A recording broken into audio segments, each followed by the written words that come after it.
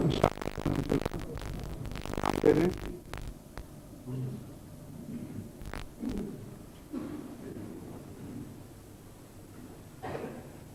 اکبر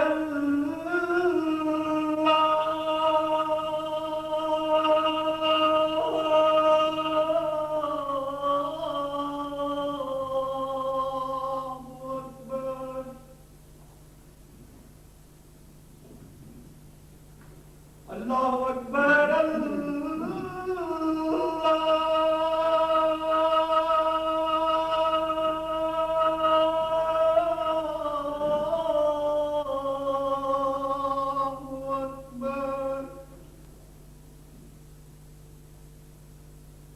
اشہد ان لا الہ الا اللہ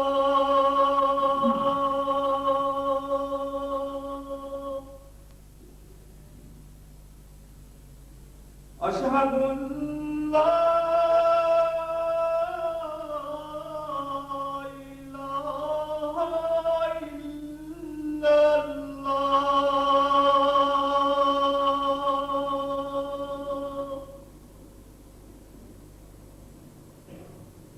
أشهد أن محمدًا رسول الله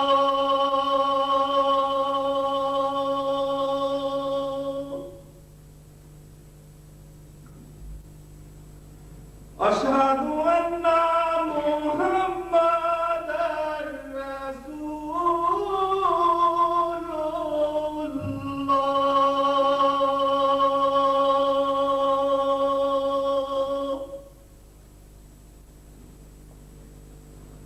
حي على الصلاة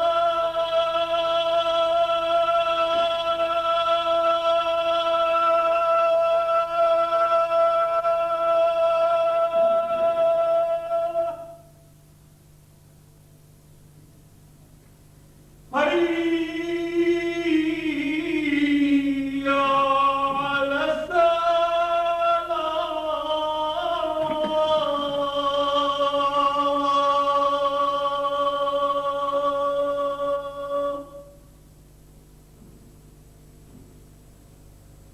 حي على الفلاح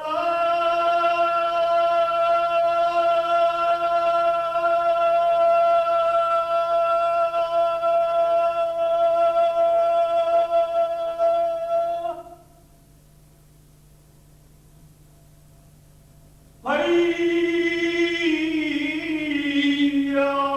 على الفلاح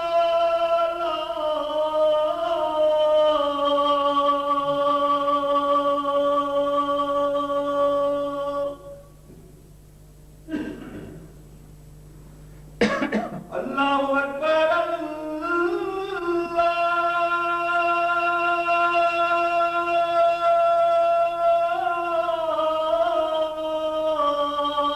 اللہ اکبر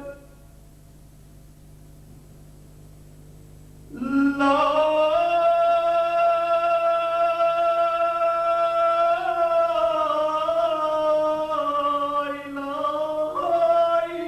الا اللہ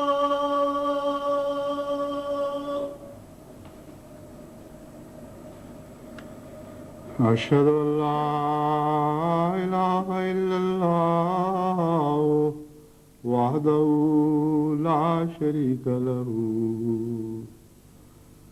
وأشهد أن محمدا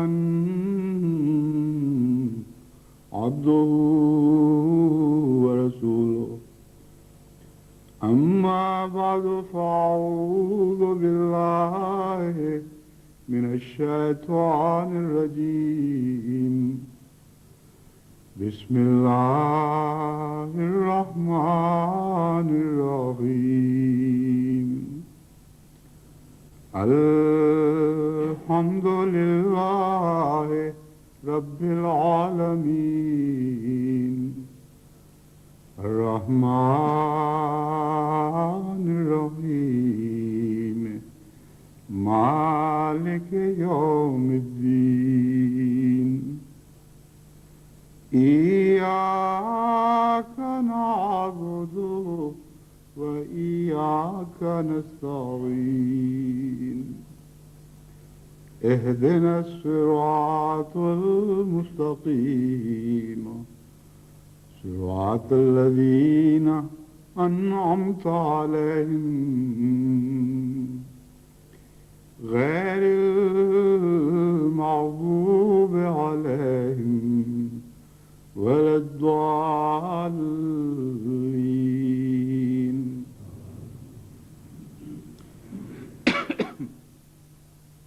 قرآن کریم سے پتہ چلتا ہے کہ کلمہ توحید یعنی لا الہ الا اللہ ایک ایسا کلمہ ہے جو تمام دنیا کے مذاہب کا خلاصہ اور ان کی جان ہے. مذہب خواہ قدیم ترین ہو یا اسلام جو آخری صورت میں ظاہر ہوا، ان سب میں اگر کوئی قدر مشترک ہے تو وہ یہی ہے لا الہ الا اللہ. اور اسی لیے حضور صلی اللہ علیہ وآلہ وسلم نے اس کو افضل الذکر بھی فرمایا. جتنے بھی ذکر ممکن ہیں خدا تعالیٰ کی یاد کے جتنے بھی طریقے سوچے جا سکتے ہیں، ان میں سب سے زیادہ بہتر، سب سے شاندار، سب سے زیادہ خوبصورت یہ کلمہ لا الہ الا اللہ ہے. اور جیسا کہ میں نے بیان کیا ہے، قرآن کریم کی متعدد آیات اس امر پر روشنی ڈالتی ہیں کہ یہی کلمہ ہے جو ہمیشہ سے ہر مذہب کی جان رہا ہے. اس کے معانی پر جتنا بھی غور کیا جائے مزید گہرائیاں دکھائی دینے لگتی ہیں. اور عملاً میں نے غور کر کے دیکھا ہے کہ اس میں تمام مذاہب کی تمام سچائیاں پائی جاتی ہیں. اس مضمون کو آپ کریدتے ہوئے آگے بڑھتے چلے جائیں تو در حقیقت کلمہ توحید کا مضمون پھیلتا چلا جاتا ہے، وسیع ہوتا چلا جاتا ہے، گہرا ہوتا چلا جاتا ہے، یہاں تک کہ ہر مذہب کی ہر تعلیم کا خلاصہ یہ کلمہ بن جاتا ہے. انہی معنوں میں ایک مرتبہ حضرت اقدس محمد مصطفیٰ صلی اللہ علیہ وآلہ وسلم نے ابو ہریرہ کو مخاطب کرتے ہوئے فرمایا کہ من قال لا الہ الا اللہ دخل الجنہ. اس پیغام کو سن کر حضرت ابو ہریرہ باہر گلیوں میں نکل کھڑے ہوئے اور بلند آواز سے یہ منادی کرنی شروع کر دی کہ اے لوگوں مبارک ہو، جنت کی کنجی مل گئی. من قال لا الہ الا اللہ دخل الجنہ، جس نے بھی لا الہ الا اللہ کہہ دیا وہ جنت میں داخل ہو گیا. حضرت عمر رضی اللہ تعالیٰ عنہ نے جب یہ سنا تو آپ کو فکر پیدا ہوئی کہ لوگ اس کلمہ کے سچے مفہوم کو سمجھے بغیر، اس خوشخبری کی گہرائی کو پائے بغیر سطحی طور پر کلمے سے چمٹ کر سمجھیں گے کہ وہ جنت میں داخل ہو رہے ہیں. تو وہ اسی طرح پکڑ کر ان کو گھسیٹتے ہوئے حضرت رسول اکرم صلی اللہ علیہ وسلم کی خدمت میں لے گئے اور کہا یا رسول اللہ کہ آپ نے فرمایا تھا کہ اس طرح کہو. آپ نے فرمایا ہاں میں نے کہا تھا. تو اس پر انہوں نے عرض کیا کہ یا رسول اللہ لوگ اس سے غلط فہمی میں مبتلا ہو جائیں گے. تو آپ نے حضرت ابو ہریرہ کو منع فرما دیا کہ اس کا اس طرح اعلان نہ کرو جس طرح تم کرتے پھر رہے تھے. لیکن حضرت صلی اللہ علیہ وآلہ وسلم کی بات درست تھی، یہ اس میں تو کوئی شک نہیں. وقتی طور پر ایک مصلحت کے خاطر اس کا اعلان تو منع فرما دیا، مگر قیامت تک کے لیے وہ اعلان دنیا میں گھومتا پھر رہا ہے. ابو ہریرہ کی بات تو لوگ بھول جائیں گے، اس کی کوئی حیثیت نہیں رہی، لیکن حضرت محمد مصطفیٰ صلی اللہ علیہ وآلہ وسلم کی بات تو بھلائی نہیں جا سکتی. یقیناً یہ ایک دائمی سچائی ہے اور اس میں گہری حکمت کا راز ہے. من قال لا الہ الا اللہ ودخل الجنہ. اس کا ایک پہلو یعنی جھوٹے خداؤں کی پرستش کا جو پہلو ہے اس کے متعلق میں ایک دفعہ کچھ حصہ مضمون کا بیان کر چکا ہوں. اب میں ایک اور پہلو سے متعلق جماعت کے سامنے اس مضمون کو رکھنا چاہتا ہوں جو قرآن کریم کی ایک آیت سے جس کی نشاندہی ہوتی ہے. اور وہ آیت در حقیقت اسی کلمہ کی ایک تفسیر ہے. اللہ تعالیٰ فرماتا ہے من یکفر بالطاغوت ویؤمن باللہ فقد استمسک بالعروۃ الوثقی لا انفصام لہا. جس طرح کلمے میں ایک انکار اور ایک اس بات شامل ہیں. انکار جمع کی صورت میں ہے اور اس بات وحدت کی شکل میں. تمام خداؤں کا انکار، ہر قسم کے خداؤں کا انکار، ہر طرز کے، ہر امکانی خدا کا انکار، مگر ایک اللہ کا اقرار. تو توحید پہلے سب کو کی نفی کر دیتی ہے، اور جب کچھ باقی نہیں رہتا تو پھر خدا کے وجود کا اس بات آپ کے سامنے اس طرح پیش فرماتی ہے کہ اور کچھ بھی نہیں، صرف ایک خدا ہی رہ گیا ہے. وہی مضمون اس آیت میں بیان ہوا ہے ایک اور پہلو کے لحاظ سے. من یکفر بالطاغوت ویؤمن باللہ، جو طاغوت کا انکار کر دے اور اللہ پر ایمان لے آئے، فقد استمسک بالعروۃ الوثقی، اس کا حال یہ ہوگا کہ گویا اس نے ایک مضبوط کڑے پر ہاتھ ڈال دیا ہے. نہ وہ ہاتھ چھوٹنے والا ہے، نہ وہ کڑا ٹوٹنے والا ہے، اور پھر اس سے اس کی جدائی کبھی نہیں ہوگی. یہ جو عظیم الشان خوشخبری ہے موحد کے لیے، اس کا آغاز طاغوت کے انکار سے ہوتا ہے. اگر طاغوت کا کوئی پہلو باقی رہ جائے تو پھر اس نیک انجام کی کامل یقین کے ساتھ خوشخبری نہیں دی جا سکتی. یہ خوشخبری اپنی ذات میں یہ پیغام رکھتی ہے کہ اگر تم نے طاغوت کا انکار کر کے پھر خدا پر ایمان، اگر تم طاغوت کا انکار کر کے پھر خدا پر ایمان لائے ہو تو یہ اس کا لازمی نتیجہ ہوگا. اور اگر تمہارے طاغوت کے انکار میں کوئی کمی رہ گئی، کوئی رخنے رہ گیا، تو پھر اسی پہلو سے تمہارے انجام کے اوپر بھی خطرات کے سائے پڑ سکتے ہیں. طاغوت کا لفظ توجہ طلب ہے. طاغوت کا لفظ جس مادے سے بنا ہے اس میں سرکشی، حد سے بڑھ جانا، ظلم، تعدی، یہ ساری باتیں شامل ہیں. اور طاغوت کا لفظ واحد کے لیے بھی استعمال ہوتا ہے اور جمع کے لیے بھی. اس لیے اس میں ہر قسم کی شیطانی طاقتیں شامل ہو جاتی ہیں. اور جس طرح لا الہ میں جمع کے معنی شامل ہیں، بلکہ کلیتاً ہر قسم کے خدا کا انکار لازم قرار دیا گیا ہے سوائے اللہ تعالیٰ کے، اسی طرح طاغوت نے بھی ہر قسم کی ان شیطانی طاقتوں کو، ان شیطانی تحریکات کرنے والے ان وجودوں کو شامل کر لیا جو امکانی طور پر ہو سکتے ہیں، یعنی عالم امکان میں جن کا وجود ممکن ہے وہ سارے اس میں شامل ہو گئے. تو انکار جمع کا ہے یہاں بھی، اور اقرار صرف اللہ کا. وہ کون سی طاغوتی طاقتیں ہیں جن کا انکار ہے، اس کا مضمون اس کے لفظ کے معنی میں شامل ہیں. ہر وہ شخص، ہر وہ دوست، ہر وہ دشمن، ہر وہ فلسفی، ہر وہ شخص، وہ ذات، وہ تصور جو انسان کے دل میں کسی قسم کی کجی پیدا کرے، اسے سرکشی پر آمادہ کرے، اسے حد سے تجاوز کرنے کی طرف مائل کرنے کی کوشش کرے، صراط مستقیم سے ہٹا کر کجی کی طرف لے جائے، ہر ایسی طاقت کو طاغوت کہتے ہیں. بس طاغوت کا انکار بہت ہی اہم ہے، اور جب تک طاغوت کا انکار نہ ہو، اللہ کے ایمان کے تمام مثبت نتائج ظاہر نہیں ہو سکتے.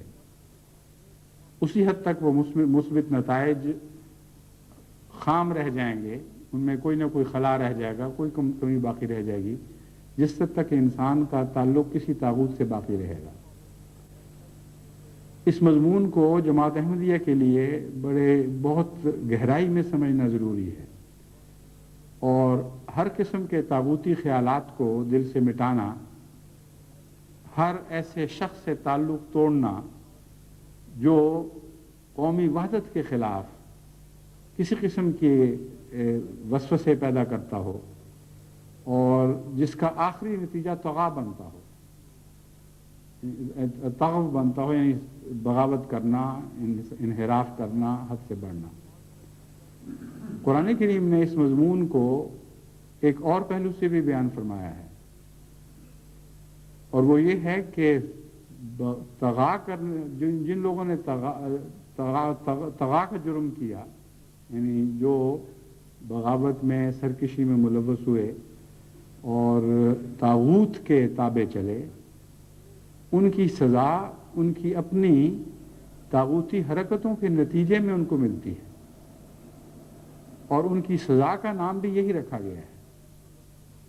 چنانچہ سمود کا ذکر کرتے ہوئے قرآن کریم فرماتا ہے کہ ان کو فَأُهْلِكُوا بِالطَّاغِيَةِ، وہ اپنی سرکشی کے ذریعے سزا پا گئے، یعنی ان کے لیے جو سزا مقرر ہوئی تھی وہ یہ تھی کہ حد سے بڑا ہوا عذاب، ایسا عذاب جس کا بیان ممکن نہ ہو، یعنی اس حیرت انگیز طور پر وہ اس قدر طغیانی دکھا رہا ہو، اس قدر جوش دکھا رہا ہو کہ اس کو یہ کہہ سکتے ہیں کہ ہر حد لانگ چکا ہے۔ تو قومیں جس قسم کے جرائم کرتی ہیں طاغوت کی غلامی میں، بین ہی ویسے ہی عذاب ان کے لیے مقدر ہوتا ہے، جو دراصل ان کے اعمال کی ایک دوسری شکل ہے۔ بس جو لوگ طغیانی کے مرتکب ہوں گے وہ طغیانی کے ذریعے تباہ کیے جائیں گے۔ چنانچہ قرآن کریم نے حضرت نوح کی قوم کو بھی جب ہلاک فرمایا تو اس کا نقشہ اس طرح کھینچا، فلما طغى الماء، لما طغى الماء، جب پانی نے سرکشی دکھائی۔ اس کا مطلب یہ ہے کہ جو قومیں خدا کے خلاف سرکشی دکھاتی ہیں ان کا جرم یہ ہوتا ہے کہ ادنا ہو کر اپنے آقا کے خلاف اٹھ کھڑی ہوتی ہیں۔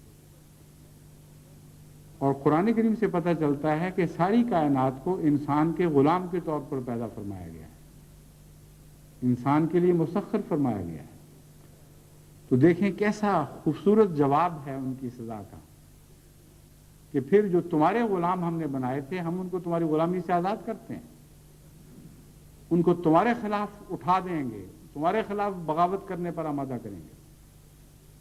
تم نے اپنے آقا کے خلاف بغاوت کی، اور تمہارے آقا نے جو غلام تمہیں بخشے تھے وہ تمہارے خلاف اٹھ کھڑے ہوں گے۔ پانی بھی طغیانی کے طور پر استعمال ہونا دراصل اسی لفظ طغو سے نکلا ہے، جس کا مفہوم ہے سرکشی کرنا۔ تو پھر پانی بجائے اس کے کہ تمہارے لیے رحمت بن کر برستا، وہ سرکشی کے طور پر اٹھ کھڑا ہوگا، اور سرکشی کے ساتھ اٹھ کھڑا ہوگا اور تمہیں ہلاک کر دے گا۔ اس مضمون کو غالباً سورہ نوح میں ہی اس طرح بھی بیان فرمایا ہے کہ جب وہ نوح نے ان سے کہا تھا کہ اگر تم خدا تعالیٰ کی اطاعت کرو گے تو پانی تمہارے لیے رحمت کا پانی بن کے برسے گا۔ بس پانی اپنی ذات میں انسان کی غلامی بھی کر سکتا ہے اور انسان کے خلاف بغاوت کر کے اس پر غالب بھی آ سکتا ہے۔ اسی طرح کائنات کی تمام قوتیں ایسی قوموں سے باغی ہو جایا کرتی ہیں جو خدا سے باغی ہو جائیں۔ بس طاغوت کے لفظ میں بہت ہی گہری حکمتیں ہیں، اس کو سمجھنا چاہیے۔ جس قسم کی سرکشی کو انسان کرتا ہے اسی قسم کی سزا وہی سرکشی اس کے لیے مہیا کر دیتی ہے۔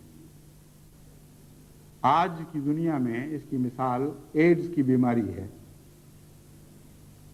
جس میدان میں آج مغربی دنیا نے خدا کے خلاف بغاوت کی ہے کھلی کھلی، جنسیات کے مضمون میں انہوں نے ہر حد کو توڑ دیا ہے، اور ایسی کھلی بغاوت ہے کہ ان کے ریڈیو، ان کے ٹیلی ویژن، ان کے اخبارات بے حیائی میں حد سے زیادہ بڑھ چکے ہیں۔ اور اسی میدان میں ان کی سزا کے سامان اس طرح مہیا کیے گئے کہ اس جنسی طاقتوں نے ان کے خلاف بغاوت کر دی ہے. جہاں سے وہ لذت ڈھونڈنا چاہتے ہیں وہاں سے ان کو عذاب مہیا کیا جا رہا ہے. بس یہ مضمون کوئی معمولی مضمون نہیں ہے، بہت ہی اس میں گہرائی اور بہت ہی وسعت ہے. ہر انسان جس قسم کی روحانی بغاوت میں مبتلا ہوگا، جب وہ حد سے بڑھ جائے گی تب اس کی سزا مقدر ہوگی. یہاں اس مضمون کا بھی جواب، اس سوال کا بھی جواب آ جاتا ہے کہ کیوں ہر جرم کے وقت انسان پکڑا نہیں جاتا، کیوں قومیں ابتدا میں ہی نہیں پکڑی جاتی. اس لفظ میں یہ مضمون داخل ہے کہ جب کوئی حد سے بڑھ جائے تب اس کی سزا کا وقت ہوگا، اور پھر سزا حد سے بڑھ جائے گی. بس قوموں کو ان کی جرم کی طاقتوں، ان کے عصیان کی طاقتوں کے مطابق مہلت دی جاتی ہے. اور گناہوں کی حیثیت سے خدا تعالیٰ کی تقدیر میں کچھ حدیں مقرر ہیں. جو قومیں وہ حدیں پھلانگ جاتی ہیں پھر ان کی سزا کا دور شروع ہوتا ہے، اور وہی چیزیں جن میں انہوں نے حد سے تجاوز اختیار کیا ہوتا ہے ان کے خلاف اٹھ کھڑی ہوتی ہیں اور ان کے خلاف پھر تجاوز اختیار کرتی ہیں. یہ ایک عام جزا و سزا کا مضمون ہے جو ساری کائنات میں جاری و ساری دکھائی دیتا ہے.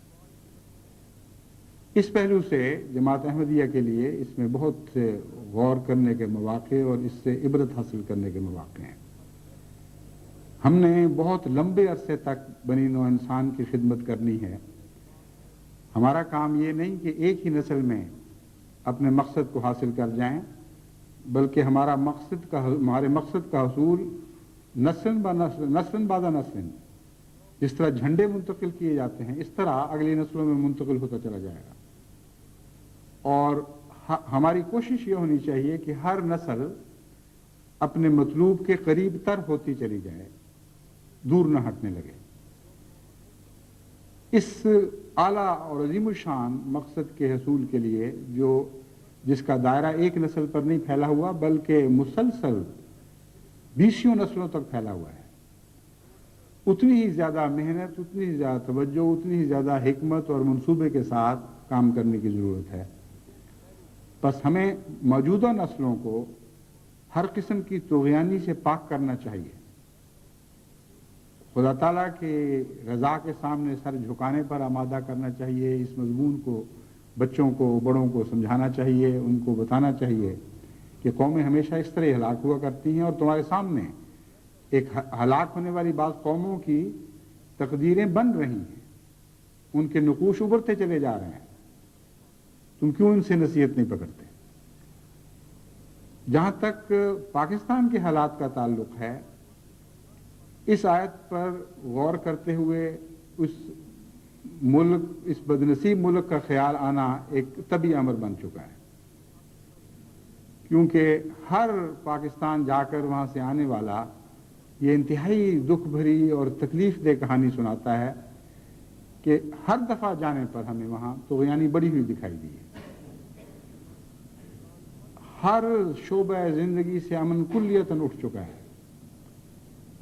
شرافت دن بدن مٹتی اور غائب ہوتی چلی جاتی دکھائی دیتی ہے، اور بے حیائی، ظلم، زیادتی، ہر قسم کی بغاوت جو دینی قدروں سے ہو یا عام انسانی قدروں سے ہو، وہ زیادہ زور مارتی ہوئی دکھائی دیتی ہے، زیادہ سرکش ہوتی ہوئی دکھائی دے رہی ہے.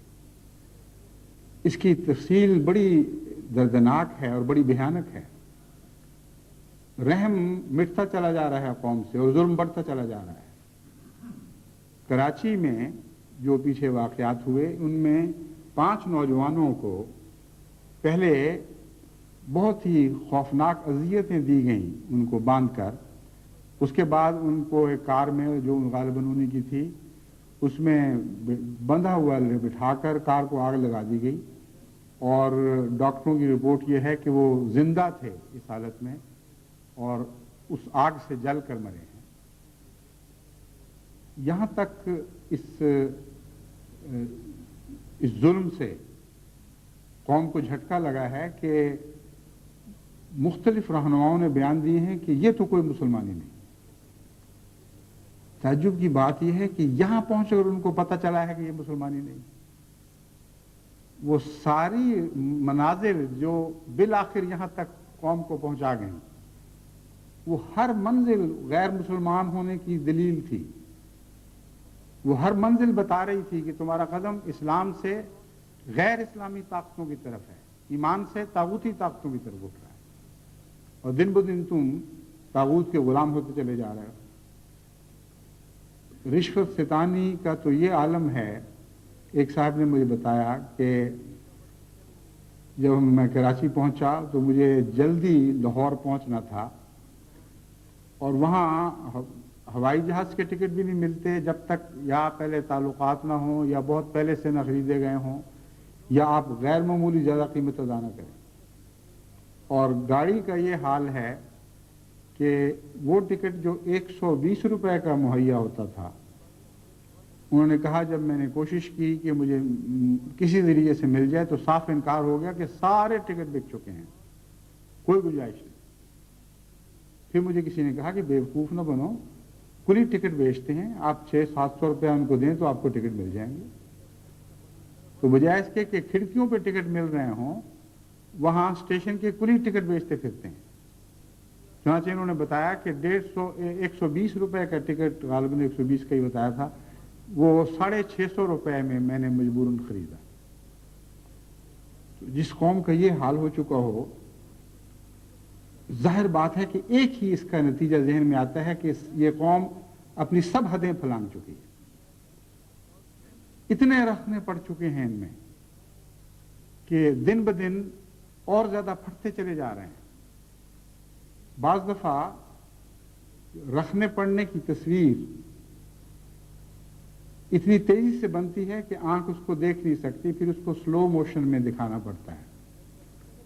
बाज़ दफ़ा इतनी आहिस्ता बन रही होती है या इतने वसी पैमाने पे बन रही होती है कि बैक वक्त इंसान उसका अंदाज़ा नहीं कर सकता, आंख उसका अंदाज़ा नहीं कर सकती, फिर उसको तेज़ी के साथ इकट्ठा करके दिखाना पड़ता है।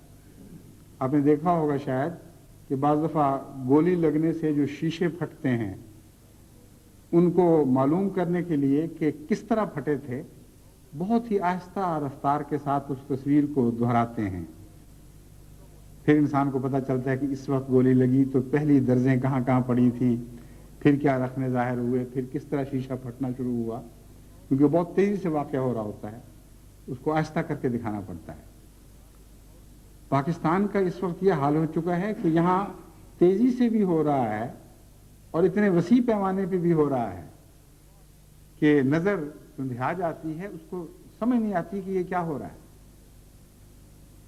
हर सतह पर रखने पड़ चुके हैं और मजीद पड़ते चले जा रहे हैं, और इस कौम को ये समझ नहीं आ रही कि हमसे ये क्यों हो रहा है।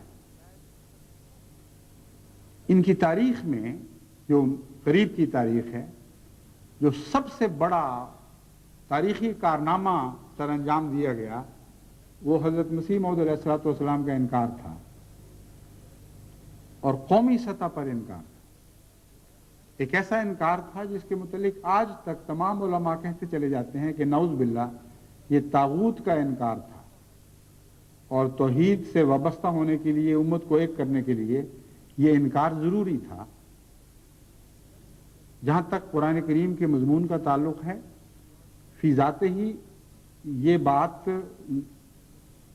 गलत करार नहीं दी जा सकती कि तागूत के इनकार के बगैर ईमान कामिल मुयस्सर नहीं आ सकता, इसमें कोई शक नहीं।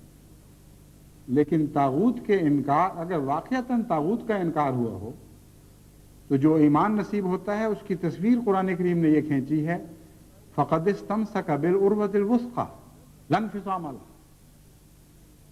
वो सारी कौम एक वजूद बन जाया करती है जो हर किस्म की तागूती ताकतों का इनकार कर देती है और फिर ईमान लाती है, और इस तरह तौहीद से चिमट जाती है कि उसके लिए उससे अलग होना मुमकिन ही नहीं रहता। हमेशा के लिए तौहीद उसके वजूद का हिस्सा बन जाती है। یہ ہے نتیجہ جو قرآن کریم نے نکالا ہے۔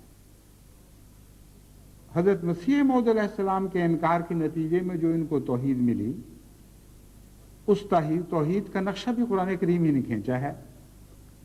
قرآن کریم فرماتا ہے تحسبهم جميعا وقلوبهم شتى،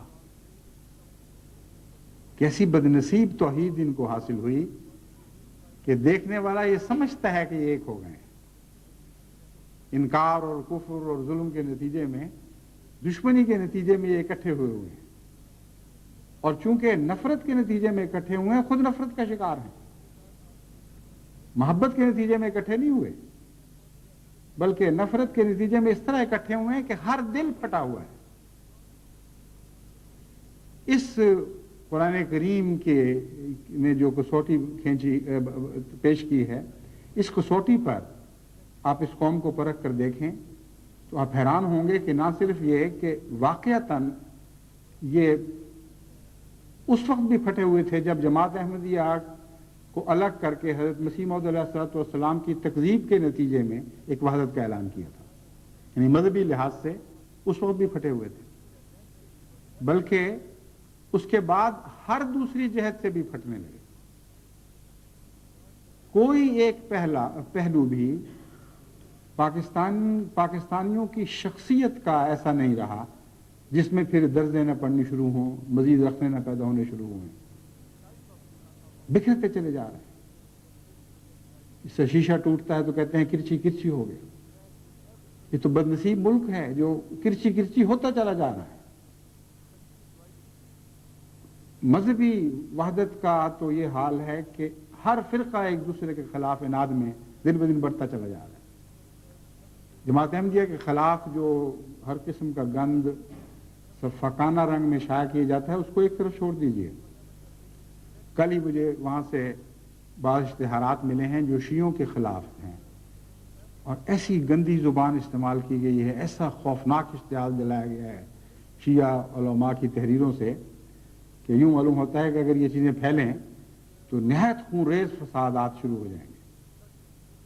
اور وہ جو اعلان اشتہارات شائع کرنے والے معروف سنی علماء ہیں، یہ نہیں کہ کوئی مخفی اشتہارات ہیں، سب کو پتہ ہے کون ایسی حرکتیں کر رہا ہے۔ صوبائی طور پر تقسیم ہوئی تھی، اور ایک وقت ایسا تھا کہ ہم اس بات پر پریشان و فکر مند تھے کہ صوبائی تقسیمیں شروع ہو گئیں۔ اب صوبے خود تقسیم ہو رہے ہیں، شہر تقسیم ہونے لگے۔ کوئی ایک اشتراک کی راہ ایسے نہیں ہے جو کسی جگہ جا کے بند ہو چکی ہو۔ کوئی رخ ایسا نہیں ہے اشتراک کا جس کی کوئی آخری منزل ہو۔ ہر تفریق کے بعد ایک اور تفریق ہونی شروع ہو جاتی ہے۔ پہلے سندھ اور پنجاب کی تفریق تھی، پنجاب اور صوبہ سرحد کی تفریق تھی، بلوچستان کی اور پنجاب کی تفریق تھی۔ اب پنجاب بٹ چکا ہے بیچ میں سے، سندھ بٹ چکا ہے، کراچی بٹ چکا ہے، حیدرآباد بٹ چکا ہے، اور ان کے اندر مزید پھر رخنے پیدا ہوتے چلے جا رہے ہیں۔ یہ جزا وہ جزا نہیں ہے جس قرآن کریم کی آیت بیان کرتی ہے وَمَن يَكْفُرْ بِالطَّاغُوتِ وَيُؤْمِن بِاللَّهِ فَقَدِ اسْتَمْسَكَ بِالْعُرْوَةِ الْوُثْقَىٰ لَا انفصام لَهَا، کہ دیکھو اگر واقعتاً تم نے طاغوت کا انکار کیا اور تمام طاغوتی طاقتوں سے تعلق توڑ لیا تو تم طغیانی میں نہیں بڑھو گے، تمہیں وحدت عطا کی جائے گی، تمہیں قوت عطا کی جائے گی، تمہارا تعلق خدا تعالیٰ سے ایسا پختہ ہو جائے گا کہ پھر اس کے ٹوٹنے کا کوئی سوال باقی نہیں رہے۔ یہ کیسا انکار تھا جس انکار نے اس قوم کو ٹکڑے ٹکڑے کر دیا؟ کیا قرآن کریم کی اس آیت کے تابع انکار تھا؟ کیا قرآن کریم کی یہ پیشگوئی اور یہ وعدہ نعوذ باللہ جھوٹے نکلے؟ ہرگز نہیں۔ صاف ظاہر ہے کہ یہ ایمان کا انکار ہے اور طاغوت پر ایمان لانے کے مترادف بات ہوئی ہے، ورنہ خدا تعالیٰ تو ایسا نہ شکرہ نہیں، ایسا بے وفا نہیں کہ وہ قوم جو اس کی خاطر عظیم الشان اقدامات کر رہی ہو اور طاغوت کو مٹانے کے لیے کاروائیاں کر رہی ہو، اس قوم کو پکڑ کر اپنے سے تعلق توڑ کے طاغوت کے حوالے کر دے۔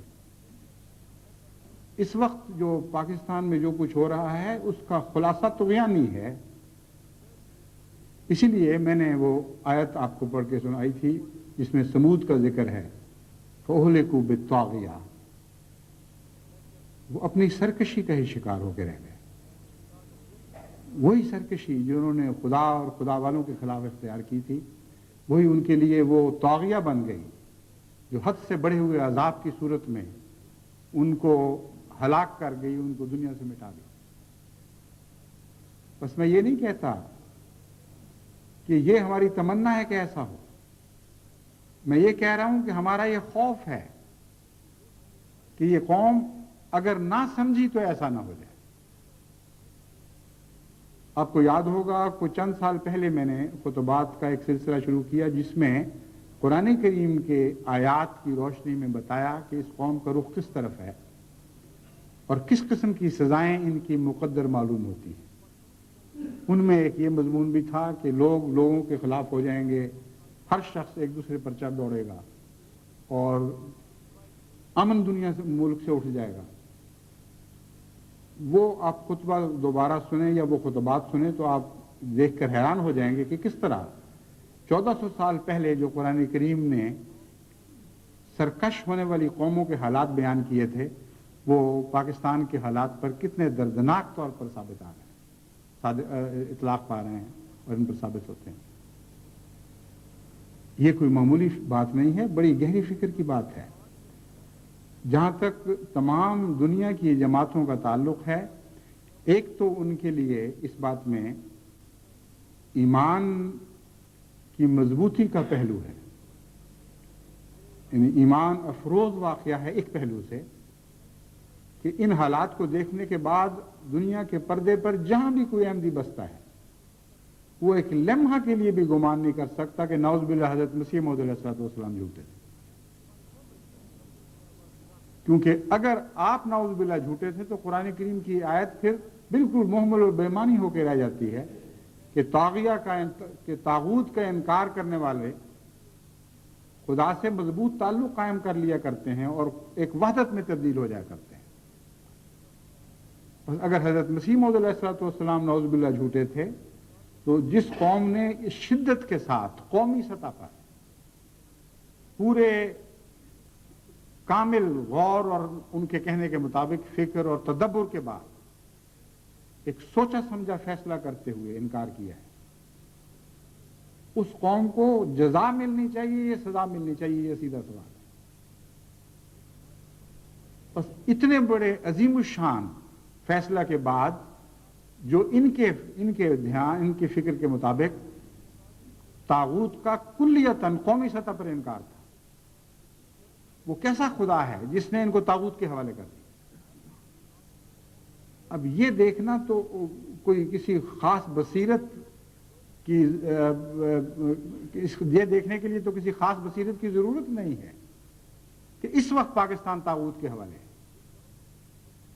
اور احمدیت کے بڑے سے بڑا دشمن بھی خود یہ کہتا چلا جا رہا ہے کہ ہاں ہم طاغوتی طاقتوں کے حوالے ہو چکے ہیں. کہ کس نے آپ کو طاغوت کے حوالے کیا؟ کس خدا نے؟ اس خدا نے جس پر آپ ایمان لائے تھے، جس کی خاطر آپ نے نعوذ باللہ طاغوتی طاقتوں سے تعلق توڑا تھا.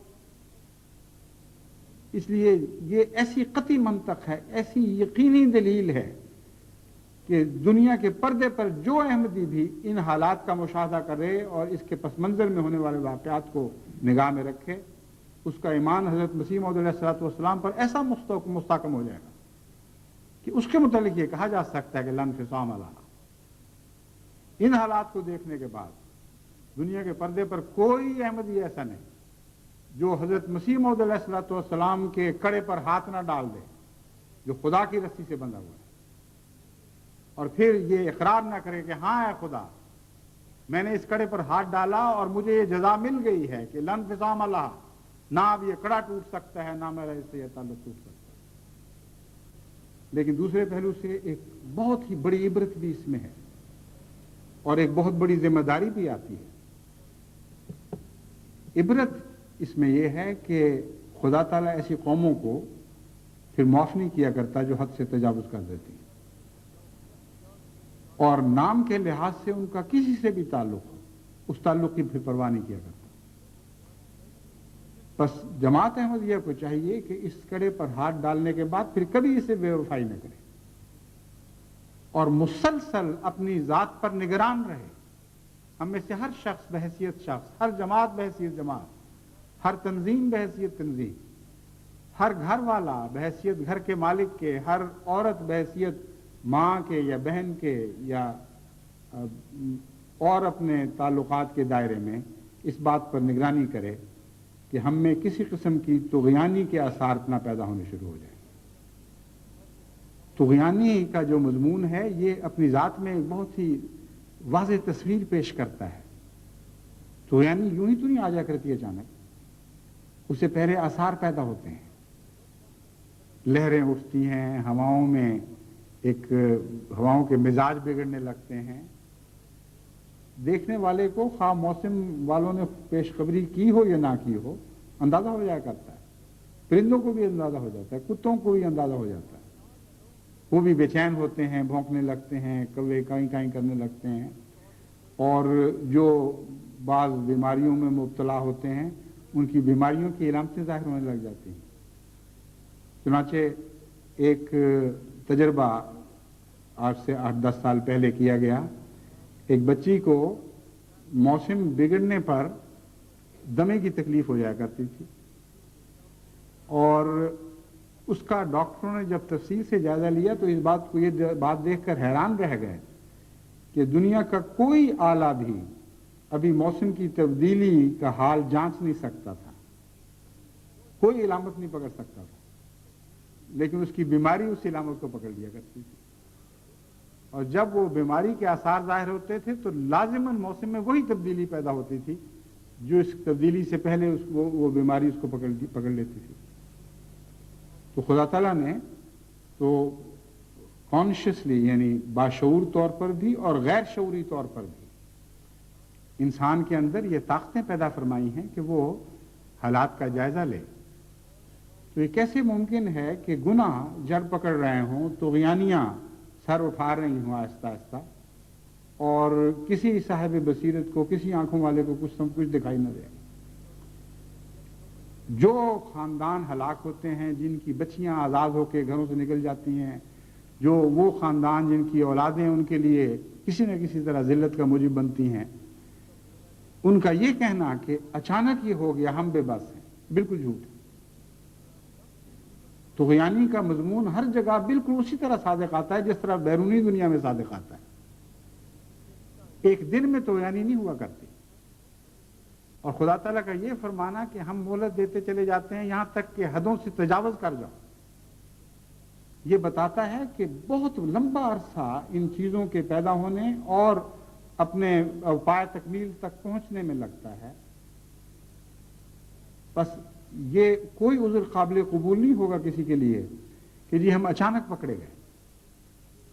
چھوٹے بچے جب اسکول جاتے ہیں اور واپس آ کے کچھ حرکتیں کرتے ہیں، ہر صاحب بصیرت کے لیے اس میں ایک انتباہ ہوتا ہے. اسی وقت وہ پہچان سکتا ہے کہ اس بچے کا رخ کس طرف ہو چکا ہے. چنانچہ بعض مائیں جو ذہین ہیں اور ان باتوں کا خیال کرتی ہیں، بعض دفعہ اپنے چھوٹے چھوٹے بچے 2-2, 3-3 سال کے میرے پاس لے کے آئی ہیں کہ اس میں یہ بات پیدا ہو رہی ہے، جب ٹیلی ویژن دیکھتا ہے تو یہ حرکت کرتا ہے، جب کنڈر گارٹن جاتا ہے تو یہ حرکت کرتا ہے، اور ہمیں فکر پیدا ہو گئی ہے. وہ بالکل معمولی سی بات ہوتی ہے. اور میں خدا تعالیٰ کا شکر ادا کرتا ہوں کہ کیسی پاکیزہ اور کیسی اعلیٰ اور کیسی ذہین مائیں خدا تعالیٰ نے احمدیت کو بخشی ہیں. پھر ان کو میں سمجھاتا ہوں کہ یہ طریقے اختیار کریں، یہ کریں. چنانچہ یہی انگلستان میں ایسی ایک ماں اپنے بچے کو لے کے آئی کہ یہ حرکت کرتا ہے، مجھے اس سے بڑی فکر پیدا ہو گئی ہے. میں نے اسے سمجھایا. اس کے بعد جب دوبارہ پھر چند مہینے یا سال کے بعد وہ خاندان آیا اور انہوں نے بتایا کہ اللہ کے فضل سے اب ہمیں تسلی ہو گئی ہے، بالکل ٹھیک ہے. جرمنی سے ایک خاتون کا خط آیا کہ میری بچی اس عمر کی ہے، اس نے یہ بات شروع کر دی ہے، میں بڑی پریشان ہوں. تو وہ ذہین قومیں جنہوں نے لمبے فاصلے طے کرنے ہیں، جن کا کام ایک نسل سے تعلق نہیں رکھتا بلکہ نسلاً بعد نسلاً پھیلا ہوا ہے، उन्हें लाजमन इसी तरह साहिब बसीरत होना होगा, उन्हें लाजमन इसी तरह हसास बनना होगा। जब तुग़यानियां जोर मार जाएं, पकड़ जाएं, तो फिर उनके सामने कोई पेश नहीं जा सकता। बड़ी सी बड़ी कौमें भी उनके सामने बिल्कुल बेहकीकत होकर रह जाया करती। अब ये छोटे से तूफान आए हैं इंग्लिस्तान में, आपने देख लिया है कि कितनी बड़ी अजीम शान ताकत है इंग्लिस्तान की, यानी गई गुजरी होने के बावजूद भी गरीब मुल्कों के मुकाबले पर बहुत ही बड़ी एक ताकत है, बहुत मुनज़्ज़म है, हर किस्म के सामान इनको मुहैया है। लेकिन हवाओं के सामने और बारिश के सामने इस तरह बेबस हो गए कि कोई भी पेश नहीं जाती। जिस तरह पाकिस्तान के झोंपड़ियों वाले बेबस हो जाया करते हैं, उसी तरह ये बड़ी बड़ी मजबूत इमारतों वाले बेबस होकर रह गए। वहाँ यूनाइटेड स्टेट्स में, अमेरिका में बाज अचानक आने वाले खौफनाक तूफान हैं। अचानक इन मानों में कि जब वो पहुंचते हैं साहिल तक तो बड़ी तेजी के साथ वो शिद्दत इख्तियार करते हैं, मगर इन मानों में नहीं कि वो बनते ही वहीं हैं।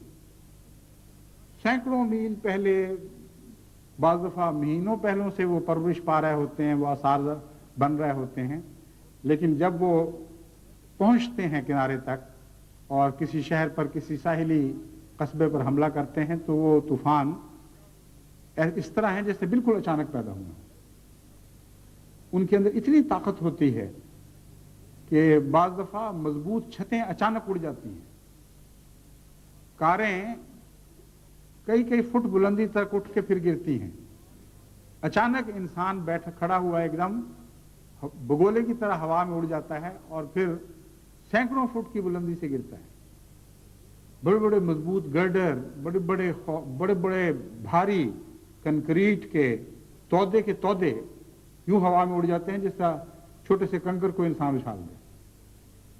उस वक्त इंसान की क्या पेश जा सकती है? कुरान करीम ने बहुत खूबसूरत नक्शा खींचा है, तगल लम्मा तगल मा, उनको तागिया ने पकड़ लिया। इसका मतलब यह है कि ऐसा अजाब जिसके सामने इंसान बिल्कुल बेबस और बेअख्तियार होकर रह जाए। बस जब ये तागिया बनती है उस वक्त आप कुछ नहीं कर सकते। जब आपके किसी बच्चे में, आपके किसी अजीज में ये बगावत अपना जोर मार चुकी होती है और वो अपना सर उठा लेता है, फिर आप, वो वक्त नहीं है कि आप उसको संभाल सकें। फिर रोने और हसरत के सिवा और कोई चारा बाकी नहीं रहता। हाँ, दुआ के जरिए बाज़ दफ़ा अल्लाह ताला गैर मामूली तब्दीलियाँ पैदा कर देता है और दुआ के जरिए हर तुग़यानी पर भी फतह पाई जा सकती है। देखें, हज़रत नूह भी तो उसी तुग़यानी के शिकार थे, लेकिन किस तरह खुदा ताला ने आपको उस तुग़यानी पर फतह अता फरमा दी। बस ये एक अलग मज़मून है। लेकिन आम हालात में इंसान जब सरकशी अपनी इंतहा को पहुंचे तो फिर बेबस हो जाया करता है। इसलिए आप अपनी, खुसूसन वो लोग जो मगरबी ममालिक में रहते हैं और वो लोग भी जो आजकल बदकिस्मती से ऐसे तीसरी दुनिया के माशरे में रह रहे हैं जहां नाम की मजहबी कदरें रह गई हैं, लेकिन हर लिहाज से हर बदी जोर मार चुकी है। उनको चाहिए कि अपनी औलाद को, अपने गिरदो पेश को, अपने माहौल को, अपने अजीज़ों को हमेशा बारीक नज़र से देखें और आसार जब पैदा हो रहे हों उस वक्त उन आसार से निपटने के सामान करें। उन आसार से निपटने के सामान में दुआ भी शामिल है और उस वक्त की दुआ ज़्यादा मौसर होगी।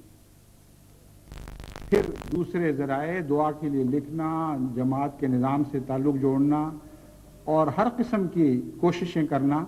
जबकि अभी बीमारी सिर उठा रही है, जब कैंसर बन चुकी हो, जब अपनी इंतहा को पहुंच चुकी हो, तो फिर तो कुछ पेश नहीं जा सकती। चुनांचे कैंसर भी दरअसल इसी तागिया की एक शक्ल है।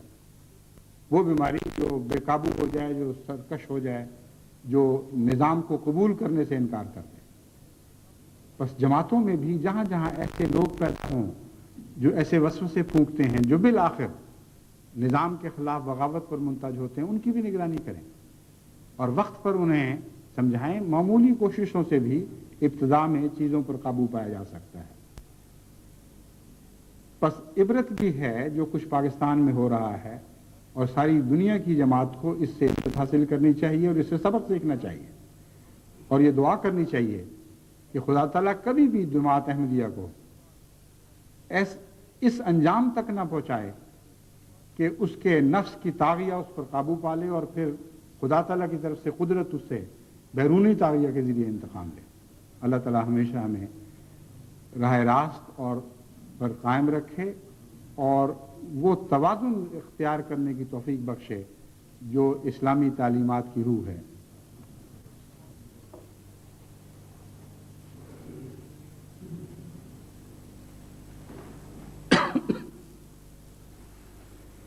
الحمد لله نحمده ونستعينه ونستغفره ونؤمن به ونتوكل عليه ونعوذ بالله من شرور أنفسنا ومن سيئات أعمالنا من يهده الله فلا مضل له ومن يضلله فلا هادي له ونشهد أن لا إله إلا الله وحده لا شريك له ونشهد أن محمدا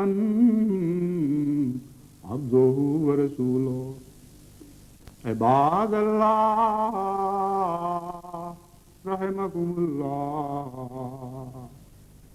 إن الله يأمر بالعدل والإحسان وإيتاء ذي القربى وينهى عن الفحشاء والمنكر والبغي يعظكم لعلكم تذكرون اذكروا الله يذكركم